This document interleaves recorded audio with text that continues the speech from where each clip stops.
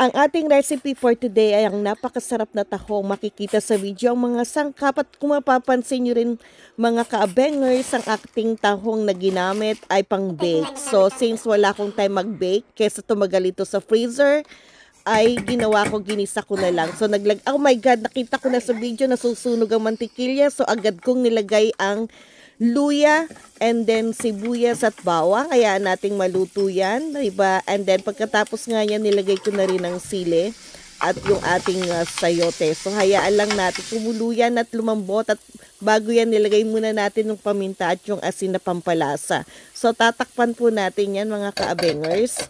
At eto na nga, kumukulo na.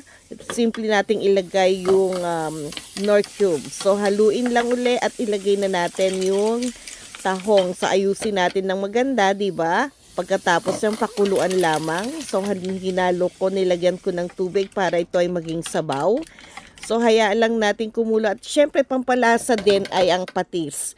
So kumukulo na siya, 'di ba? Napakaganda ng tingnan. Nilagay ko na rin yung mga sili at then yung ating dahon na bok choy. So dahan-dahan ko pa nga itong nilagay para at least maganda ito, 'di ba, sa video, para yung presentation niya ay napakaganda at kaaya-aya itong kainin at mumukhang malinamnam. Ayan na nga, luto na nga ang aking tahong. So kailangan napakasarap